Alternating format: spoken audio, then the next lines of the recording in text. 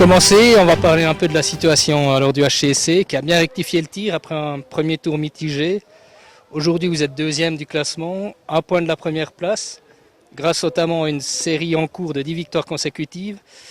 Qu'est-ce qui a changé dans le vestiaire du HCSC pour que ça commence à enchaîner les victoires? Quel a été le déclic? Ben, écoute, c'est toujours une question de confiance d'équipe. On a toujours l'impression qu'on peut gagner chaque match. Et puis d'accepter son rôle. Et puis en début de saison, c'est un peu toujours comme ça. On cherche nos marques, on cherche notre place dans cette équipe. Et puis c'est toujours à recommencer. Et puis le premier tour a été un peu pour ça. Et puis on a trouvé des automatismes qui fonctionnent. Et puis la recette qui nous fait gagner. Avec une moyenne d'un but par match, vous êtes le meilleur compteur du championnat. Mais vous jouez aussi un vrai rôle de locomotive pour l'équipe. Est-ce que vous êtes conscient de l'importance de votre rôle sur les résultats de l'équipe? Ben, c'est très sympa, mais je pense que la chaux de fond, c'est vraiment le tout. C'est une équipe, c'est les 4 blocs qui sont là, c'est important, mais tout le monde a un rôle. Et puis c'est vrai que j'ai un rôle offensif et puis qui des fois il est plus mis en. Il est plus vu, mais tout le monde a son rôle et puis c'est ce qui fait notre force, c'est que tout le monde est impliqué et puis on a vraiment besoin de tous les joueurs.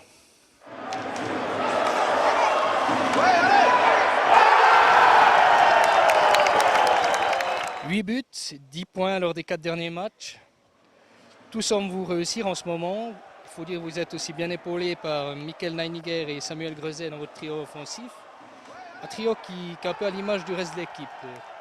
Est-ce que le mélange réussi entre joueurs d'expérience et jeunes joueurs, c'est véritablement la clé du succès du HCC?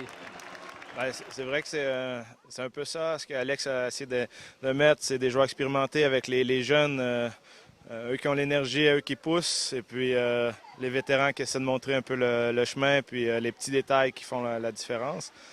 Et puis on a un certain équilibre, et puis tout le monde met un peu la roue à la patte, quoi.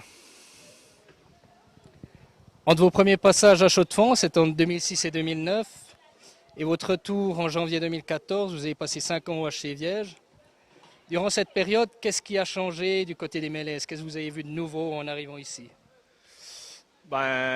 Écoute, c'est vrai qu'on a vécu des belles années à mes premières années ici. On a eu les 2 finales, et puis c'est des souvenirs qui resteront toujours gravés. Et puis, il y a plein de trucs à changer, mais ce que j'aimerais, c'est vraiment revivre ces moments de finale où la patinoire était remplie, et puis les fans qui crient tous ensemble.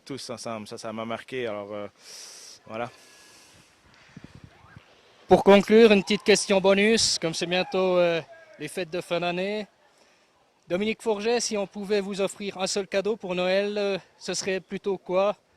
Le titre de champion de Ligue B, le trophée de meilleur compteur ou une prolongation au HCC? Je prendrais bien les 3, mais non, c'est clair que champion de Ligue B avec Chaux-de-Fonds, c'est un de mes plus grands vœux. Ça serait vraiment exceptionnel. Ce serait mon plus gros vœu. Merci. Merci bien.